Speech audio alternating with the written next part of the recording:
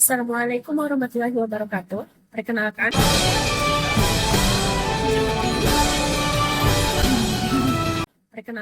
nama saya Octavia Pratiwi.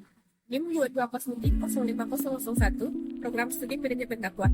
Dalam tugas mata kuliah Manajemen Pusat Studi Dakwah ini, saya akan menyampaikan materi yang berjudul Sejarah Perkembangan Dakwah dari Masa ke Masa. Seperti yang teman-teman sekalian ketahui, dakwah telah disampaikan sejak nabi-nabi terdahulu, tentunya dengan metode dan strategi yang tidak jauh berbeda.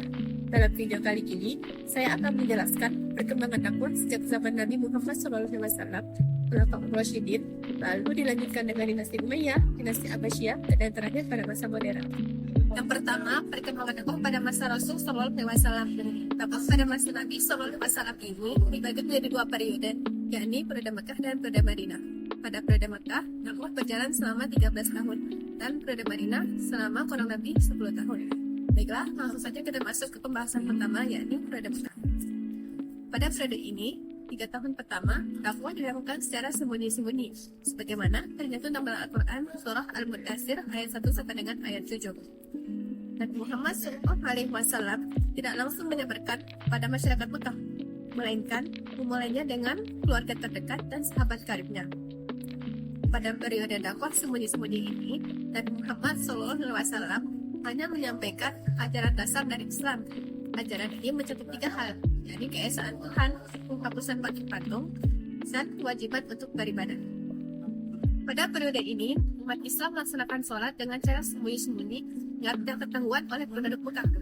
Berlangsung selama 3 tahun, pada rentang waktu tersebut, umat Islam yang jumlahnya masih sedikit saling menguatkan satu sama lain. Hingga akhirnya turun ayat Al-Quran yang memerintahkan Rasul berdakwah secara terang-terangan kepada penduduk Mekah, yakni pada surah Al-Hijr ayat 94, yang artinya, maka sampaikanlah Muhammad secara terang-terangan segala apa yang diperintahkan kepadamu, dan berpalinglah dari orang-orang musyrik. Adapun orang-orang pertama kali yang masuk Islam disebut as-sabiqun al-awwalun, yaitu Khadijah istri Nabi, Zaid bin Harisah adalah angkat Nabi, Ali bin Abi Thalib sepupu Nabi, dan Abu Bakar As-Siddiq, yakni sahabat dekat Nabi. Lalu, Abu Bakar berhasil mengajak orang lainnya, di antaranya Sa'ad bin Abi Waqqas, Zubair bin Awwam, Talhah bin Ubaidillah, Abdurrahman bin Auf, dan Utsman bin Affan. Adapun metode yang dilakukan Nabi dalam dakwah secara terang-terangan ialah yang pertama, mengundang Bani Abdul Muthalib ke rumahnya dan menjelaskan bahwa dia adalah utusan Allah Subhanahu wa Ta'ala. Mendengar penjelasan Nabi, Abu Lahab marah dan berkata, "Celaka engkau, apa untuk inikah kami engkau panggil?" Hal inilah yang melatar belakangi turunnya surah Al-Lahab.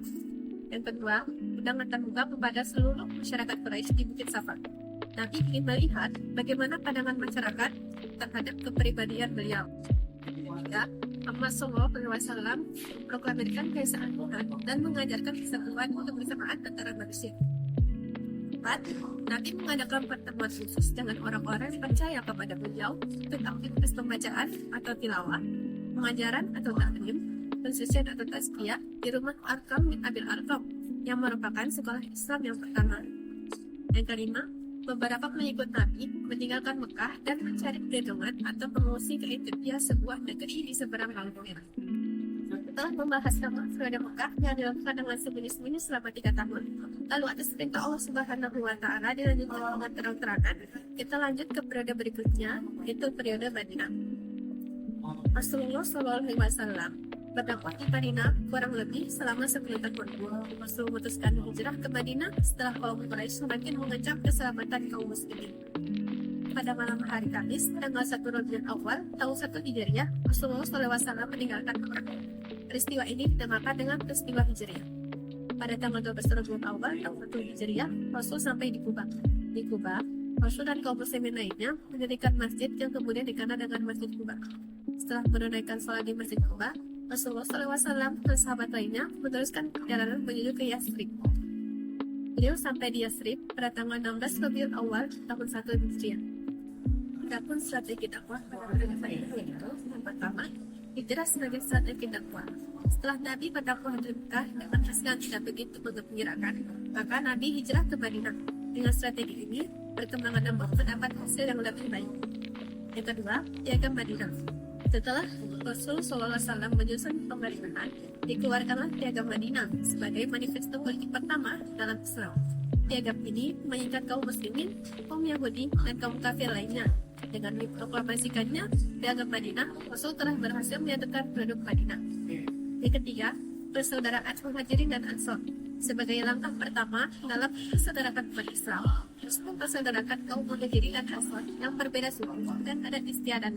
Persaudaraan itu setelah membantu Rasul mempersatukan bangsa Arab. Setelah 6 tahun meninggalkan Mekah, mereka ingin kembali mengunjungi kampung halamannya untuk bertemu dengan kerabat dan menziarahi Ka'bah. Namun, keinginan mereka tak dapat terpenuhi sehingga terjadilah perjanjian Hudaybiyah. Perjanjian Hudaybiyah ini memperlihatkan bahwa suku Quraisy yang ada di Mekah sudah mengakui bahwa Nabi Muhammad SAW sebagai pemimpin negara Madinah. Masuk tahun ke-8 Hijriah terjadi perang Mu'tah yang disebabkan utusan Al-Haris ibn Umar al-Azdi yang dikirim Nabi kepada Ghosasina atau Bani Ghosan dibunuh oleh mereka. Perang Mu'tah merupakan cikal bakal perluasan Islam keluar Jazirah Arab. Nasibnya kota Mekah membuat delegasi dari berbagai penjuru di Jazirah Arab mendatangi Nabi sehingga tahun ke-9 Hijriah dianggap sebagai tahun delegasi. Agama Islam telah meratai seluruh Jazirah Arab. Nabi Muhammad SAW telah merasakan nikmatan yang tak terhingga. Dia telah menyaksikan sendiri dakwah yang dilaksanakan telah terbuat. Bahkan ini dianggap sebagai asbabun nuzulnya surah An-Nasa. Dan pada tahun 10 Hijriah, Nabi mengerjakan haji terakhir yang dikenal dalam sejarah dengan Hijatul Wada.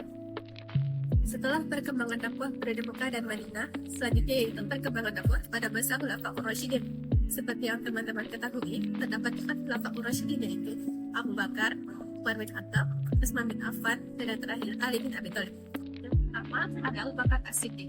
Siapa sih Abu Bakar As-Siddiq? Jadi, Abu Bakar As-Siddiq adalah sahabat Nabi. Beliau merupakan salah satu dari As-Sabiqun al-Awwalun atau orang-orang yang pertama kali masuk Islam awal Nabi berdakwah. Masa pemerintahan Abu Bakar As-Siddiq berjalan selama kurang lebih 2 tahun. Ada 3 tugas pokok yang dihadapi Abu Bakar As-Siddiq semasa pemerintahannya yaitu memerangi nabi palsu, di antaranya nabi palsu yaitu Aswad al-Ansi, Musailamah al-Kadzdzab, dan Tulaihah.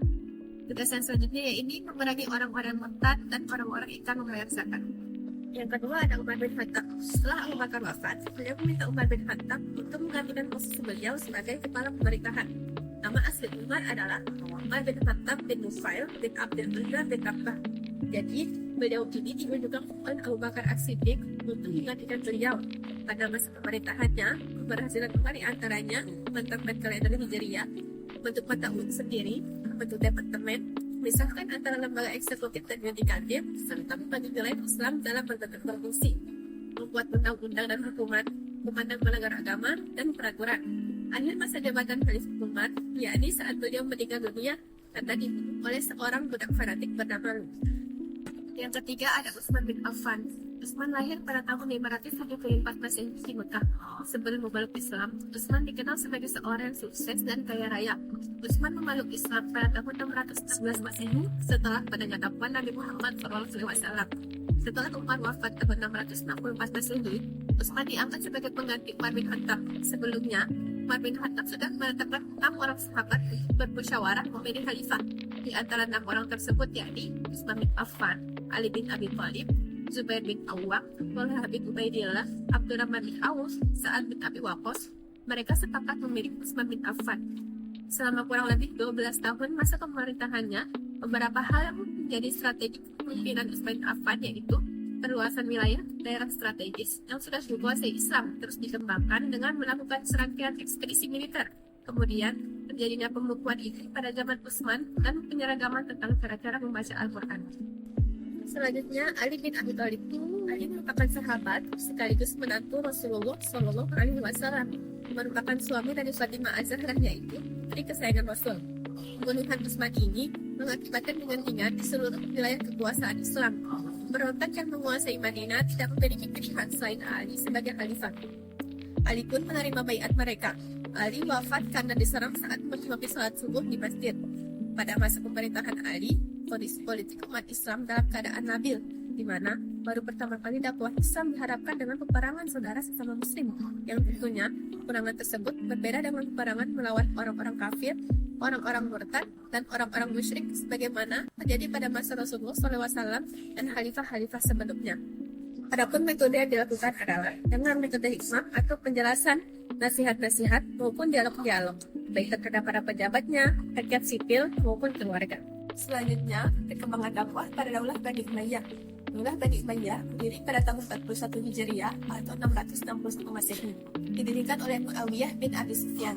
Ia adalah gubernur Syam pada masa pemerintahan Umar bin Khattab dan Utsman bin Affan. Dinasti Umayyah dinisbatkan kepada Muawiyah bin Abi Sufyan bin Harith bin Umayyah dan bin Abd Ash-Shams, yang merupakan pembangun dinasti Umayyah dan juga khalifah pertama yang memindahkan ibu kota kekuasaan Islam dari Kufah ke Damaskus. Dinasti Umayyah menggunakan sistem kerajaan. Pada masa dinasti Umayyah yang pertama kali menjadi seorang khalifah atau raja adalah Muawiyah bin Abi Sufyan. Masa kekuasaan dinasti Umayyah hampir mencapai 1 abad, tepatnya 90 tahun dengan 14 orang khalifah. Berbagai kemajuan telah diperoleh pada masa dinasti ini dalam bidang administrasi. Misalnya, telah terbentuk berbagai lembaga administrasi pemerintahan yang mendukung tampuk pimpinan dinasti Umayyah. Dakwah pada dinasti Umayyah dilakukan dalam 3 tahap, yaitu ekspansi wilayah dakwah, pengembangan ilmu pengetahuan, dan perkembangan pemikiran ekonomi. Di samping melakukan ekspansi teritorial, pemerintah dinasti Umayyah juga menaruh perhatian dalam bidang pendidikan, memberikan dorongan yang kuat terhadap dunia pendidikan dengan menyediakan sarana dan prasarana. Hal ini dilakukan agar para ilmuwan, para seniman, dan para ulama mau melakukan pengembangan bidang ilmu yang dikuasainya serta mampu melakukan kaderisasi ilmu. Selanjutnya, perkembangan dakwah pada masa dinasti Abbasiyah. Nama dinasti Abbasiyah diambil dari nama seseorang dari paman Nabi Muhammad SAW bernama Al-Abbas bin Abdul Muttalib bin Hashim.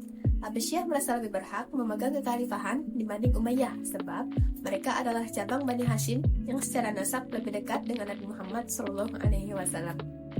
Daulah Abbasiyah terdiri antara tahun 132 sampai dengan 656 Hijriah atau 750 sampai dengan 1258 Masehi.